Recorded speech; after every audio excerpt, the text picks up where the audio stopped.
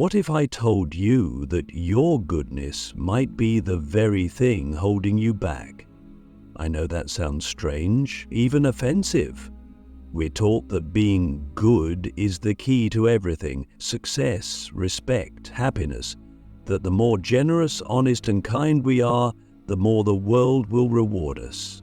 But what if that's a beautiful lie? What if being too good, too consistently, too transparently is actually a liability? This isn't just a provocative thought experiment, it's a real dilemma that has haunted history's greatest thinkers, and no one understood it better than Niccolò Machiavelli. Machiavelli, the name alone, sends shivers down the spine of idealists. He's often portrayed as ruthless, cold, even evil. But that's a lazy caricature. Machiavelli wasn't encouraging cruelty for its own sake, he was telling the truth about power. A truth so raw, so uncomfortable, that we've spent centuries trying to ignore it. In The Prince, Machiavelli wrote, "A man who wishes to make a profession of goodness in everything must necessarily come to grief among so many who are not good." Let that settle. He's not saying you shouldn't be good, he's saying that if you always are and others are not, you become vulnerable. So let me ask you, have you ever done the right thing and been punished for it? Click subscribe to this channel to get more topics you love. You told the truth and lost the deal. You forgave someone and they took advantage again. You gave and they only took. Why does that happen? Because morality detached from strategy is weakness in disguise. Now, I'm not saying we abandon goodness, that's not the lesson here. I'm saying we must understand the terrain, and the terrain of real life, of human society, is not a fairy tale. It's a game of incentives, perceptions, and often manipulation. Machiavelli's genius was this. He didn't moralize reality, he described it. He said, "This is how power works. Ignore it at your peril." And so we must ask, what happens when you're too good in a world that isn't? You become predictable. You become easily exploited. You become a symbol of virtue, yes, but not necessarily a leader. Because leadership, influence, and survival require more than just goodness. They require judgment, flexibility, the ability to act decisively, even ruthlessly, when necessary. Now, here's a wild thought. What if the person who appears less good is actually more effective, more respective, and paradoxically, more secure in their values? Machiavelli believed that rulers must learn not how to be good, but how not to be good when the situation demands it. That's not permission to be cruel, that's a call to be wise. Because real life isn't a morality contest, it's a chessboard. And if you only ever move your pieces according to idealist principles, you'll lose to someone who understands complexity. Let's bring this to your life. Have you ever bitten your tongue, stayed silent, or sacrificed your own needs because you didn't want to seem selfish or mean or confrontational?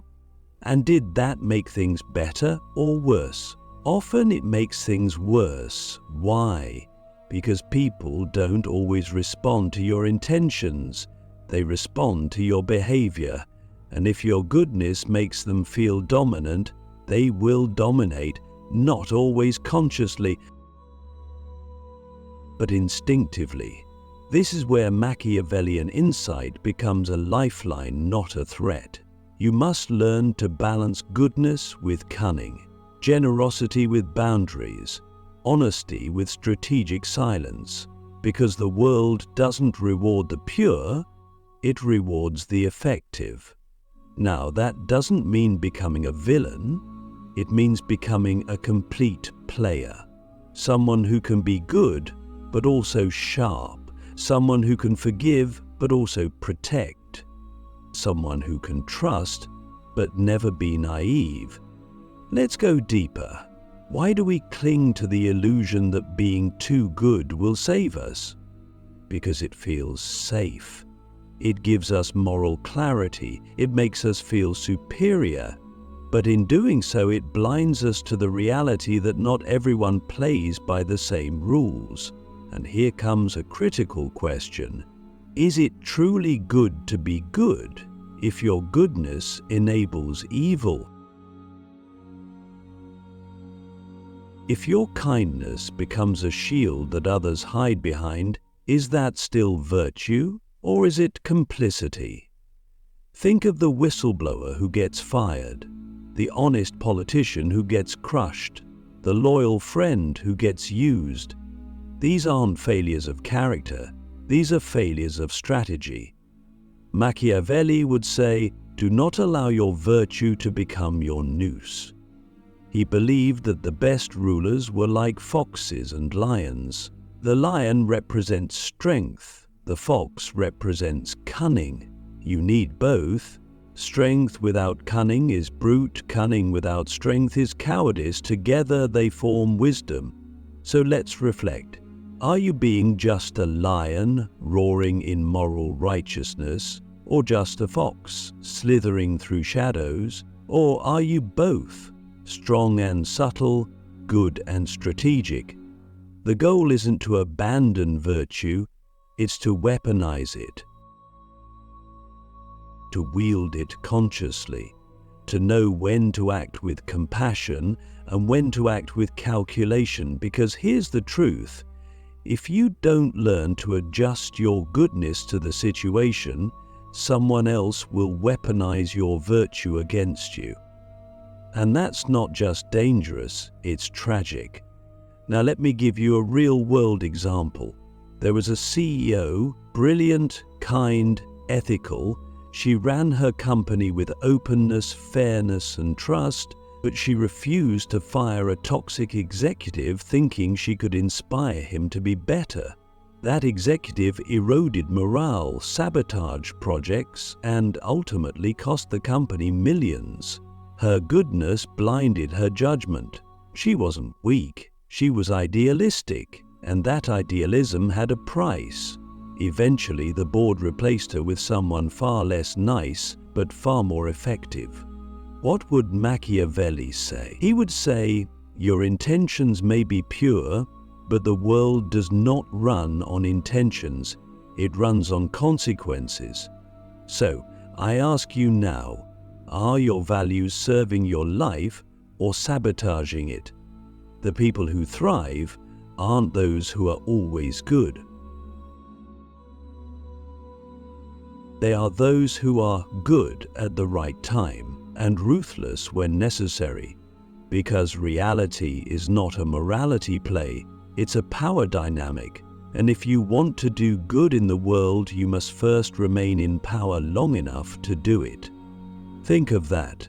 What is the use of your virtue if you're removed from the game before it can take effect? That's why Machiavellian insight isn't a rejection of ethics, it's a defense of them. It's saying, protect your goodness by understanding the battlefield, and that battlefield is full of people who will smile at your kindness while planning your downfall. So you must be ready. You must learn to see the hidden motivations, the subtle threats, the unspoken rules. You must learn to read the room, not just morally, but strategically. And most of all, you must accept that being too good is not always good. Sometimes it's a mask, sometimes it's a trap, sometimes it's the slow path to irrelevance. But when goodness is paired with clarity, when it is sharpened by reason, protected by boundaries, and wielded by someone who understands the game, it becomes unstoppable. That is the Machiavellian twist. So the next time you're praised for being so nice, ask yourself, is my niceness empowering me, or is it making me vulnerable? Because goodness is powerful, but only when it is chosen not imposed. Only when it is informed, not blind, and only when it is backed by strength, not naivety. Let's get brutally honest. How many times has your integrity made you invisible? You stood for what was right and no one stood with you. You waited your turn, played fair, spoke kindly, and watched others manipulate, lie, and leap ahead. You worked hard, quietly, while someone else took credit with a louder voice. You forgave and they betrayed you again. You gave and they gave nothing back. Why does this happen? Because goodness, when unguarded, becomes a liability. And Machiavelli saw it centuries ago. He warned us, it is better to be feared than loved. If you cannot be both. Most people misunderstand this quote. They think it's about cruelty. It's not. It's about respect. Fear, in Machiavelli's language, isn't terror, it's strategic deterrence. It's the edge that stops people from taking your kindness for weakness. It's the line you draw, silently, that says, I am good, but I am not naive. Let's unpack something radical. Being good without being feared makes you expendable. People will admire your virtue, but they won't protect you. Because your goodness doesn't threaten them, it doesn't force them to consider consequences, it doesn't demand anything, and humans by nature respond more to consequence than conscience. Let me ask you something uncomfortable. Are you easy to betray? If someone hurts you, are you quick to forgive? If someone lies to you, do you give them the benefit of the doubt? If someone crosses your boundary, do you redraw it further back? If so, you're not just good, you're vulnerable, and Machiavelli would say, you've given away your power in the name of virtue. But power matters, not because it makes you superior, but because it protects your ability to do good in a world that doesn't always value it. Because here's what they don't tell you in school. Good people get silenced. Honest people get outmaneuvered. Pure intentions don't win negotiations. And virtue, if not defended, is erased. That brings us to betrayal. Why are good people so often betrayed? Because betrayal is easy when the betrayed never retaliate. Think about this. If people know that no matter what they do, you'll remain kind, forgiving, understanding, why would they fear consequences? Why would they hesitate to use you? They won't. They'll justify it. They can take it. They'll understand. They're too good to fight back. And here's the Machiavellian slap in the face. They're not betraying you because you're weak. They're betraying you because they know you won't stop them. This is the cost of unguarded goodness, betrayal without consequence. Now let's talk about silence. How often do we silence ourselves out of politeness? Out of fear of conflict? Out of a desire to keep the peace? But what kind of peace is that? It's not peace, it's suppression. Machiavelli would argue that if your silence empowers injustice, it's not virtue, it's surrender. He tells us that sometimes the most moral thing you can do is act immorally by society's standards, not because you enjoy it, but because it's necessary.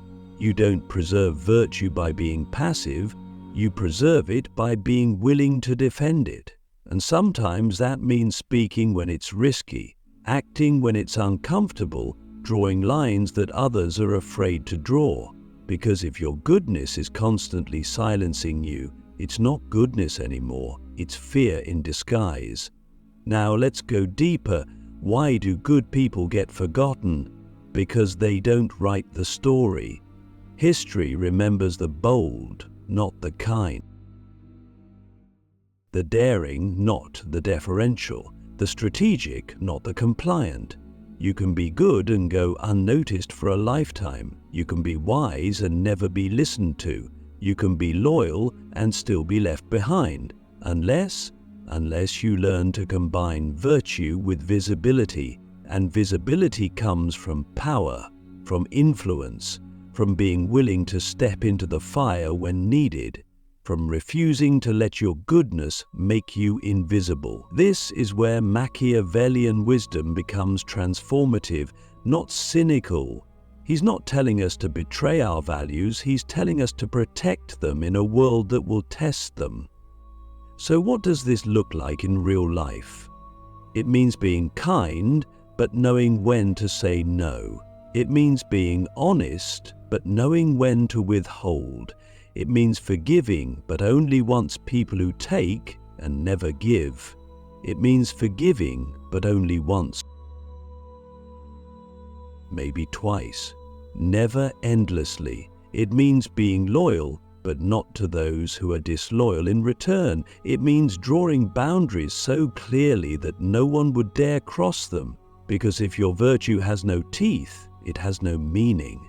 Let me give you a powerful metaphor. Imagine a lion, majestic, calm, commanding respect. The lion doesn't roar constantly, it doesn't attack needlessly, but everyone knows what it's capable of. Now, imagine a lamb, gentle, pure, harmless, perfectly good. Which one survives longer in the wild? Which one shapes the jungle? Which one do others follow or fear? Machiavelli isn't asking you to become a predator, he's asking you to stop being prey. And that takes courage, that takes self-awareness, that takes the willingness to confront the parts of yourself that are too attached to being liked, admired, or morally clean, because those attachments are chains. So I ask you again, are you willing to be seen as not nice if it means protecting your truth? Are you willing to risk your image to preserve your integrity? Because if you're not, your downfall may not come from an enemy, but from your own refusal to adapt. This is the core Machiavellian insight. Virtue must be defended by force if necessary. Not because you want to fight, but because life sometimes demands it. Even the best ideas mean nothing if they're not protected. Even the most beautiful souls will be crushed if they don't learn to resist. And even the purest hearts will break if they're never taught to guard themselves. So here's what I want you to take from this.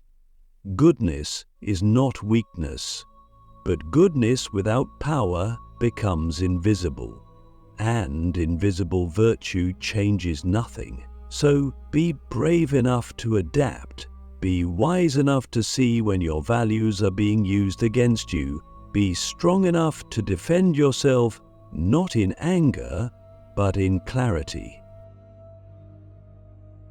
Because the world may not reward you for being good, but it will respect you for being good and dangerous. Now reflect deeply.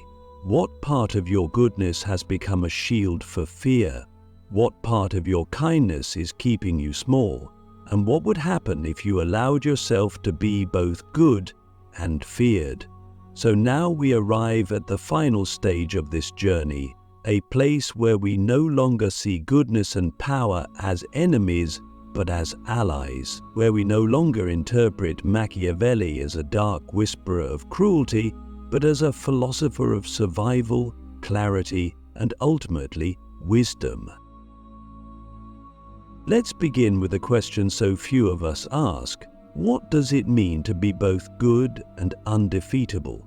Not just morally upright, not just ethically sound, but resilient, strategic, untouchable, not because you're feared for your brutality, but because you are respected for your boundaries, admired for your clarity, and impossible to manipulate. This is the dangerous balance, and it's one of the rarest forms of human development, because most people tend to drift toward one extreme or the other. They either become overly moral, naive, self-sacrificing, and easily crushed under the weight of their own ideals, or they swing the other way, cynical, manipulative, armored against the world, hurting others before they can be hurt. But neither of these paths leads to greatness. Machiavelli understood that the highest form of leadership, of life mastery, lies in the integration of opposites, the fusion of virtue and power, of mercy and force, of kindness and cunning.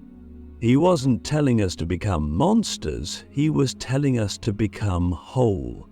Let me ask you, what would your life look like if you were no longer afraid of being disliked for doing what's right? What if you were no longer paralyzed by the fear of appearing too harsh? What if you weren't afraid to walk away, to say no, to protect yourself without apology? Because here's the truth. If you want to do real good in the world, you must be strong enough not to be consumed by it. The world is full of people with good hearts and broken spirits. People who burned out because they never learned to say no. People who were betrayed because they never learned to be feared. People who were forgotten because they never learned to be seen. You don't have to be one of them. Machiavelli gives us a blueprint, not for corruption, but for resilience. He says, learn to be feared when necessary. Learn to be strategic always. Learn to be good on your terms, not on the terms the world guilt traps you into. Because true goodness isn't about pleasing others. It's about standing for something so deeply that you're willing to protect it. Now let's talk tactics. How do you become a good person who cannot be defeated? Step 1. Build a spine before you build a smile. Your integrity is only as strong as your ability to defend it. So ask yourself, where are your non-negotiables? What will you never tolerate again? What lines, once crossed, will result in action, not reflection? Define that, enforce it. Step 2, learn the language of power. This doesn't mean manipulation, it means literacy. Learn how influence works, learn how incentives drive behavior, learn how people's egos, fears, and ambitions shape their decisions, and then speak to that, not just to their ideals. This is what Machiavelli meant when he said, a prince must learn how not to be good. It's not about abandoning morality, it's about knowing when it won't work. Step 3, stop apologizing for your strength. There's a strange modern trend where we're taught that being too confident, too assertive, too bold is toxic. But what's far more toxic is a society that teaches people to shrink themselves to be accepted. You don't need to dim your power to be good, you need to harness it. Step 4, practice strategic empathy. This is not blind compassion, this is empathy with boundaries. It's understanding others deeply, not to enable them, but to see them clearly, to know when someone is suffering and when they're simply manipulating.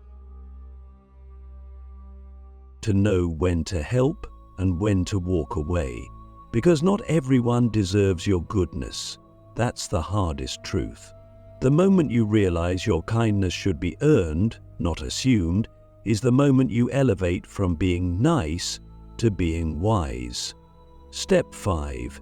Be prepared to disappoint the wrong people. Let's face it, some people only love you when you're easy to use, when you're compliant, when you're a mirror for their egos. The moment you set boundaries, say no, or rise above their expectations, they will call you cold, cruel, selfish. Let them.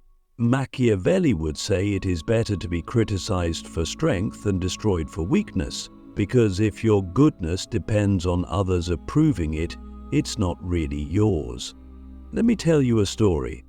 There was a woman who ran a charity. She gave endlessly. Time, money, attention. She was loved by many. But over time, people began to take her for granted. They assumed she'd always say yes. They piled more on her plate. They never asked how she was doing. One day she stopped returning calls. She took a leave of absence. She began saying no, and suddenly the praise turned to murmurs. She's changed. She's cold now. She's not like she used to be. But here's what they didn't see. She wasn't abandoning her goodness, she was reclaiming it. Because the only way to sustain goodness in a world that drains it is to protect it fiercely. You are not here to be drained. You are here to be deliberate. So now, this is your moment.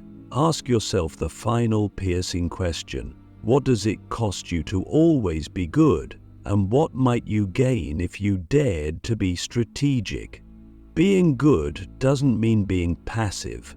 Being kind doesn't mean being used. Being moral doesn't mean being a martyr. Machiavelli would say, let your goodness be fire, not softness.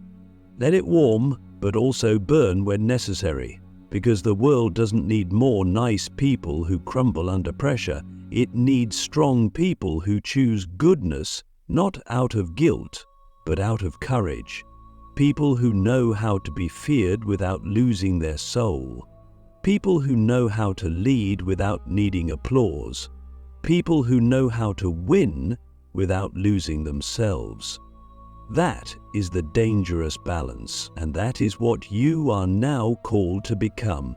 Thank you for walking this intellectual journey, not just as a listener, but as a seeker. You've crossed the river from naive virtue to conscious power, from blind allegiance to strategic alignment. Now go forward, not just to be good, but to be good enough to never be defeated again.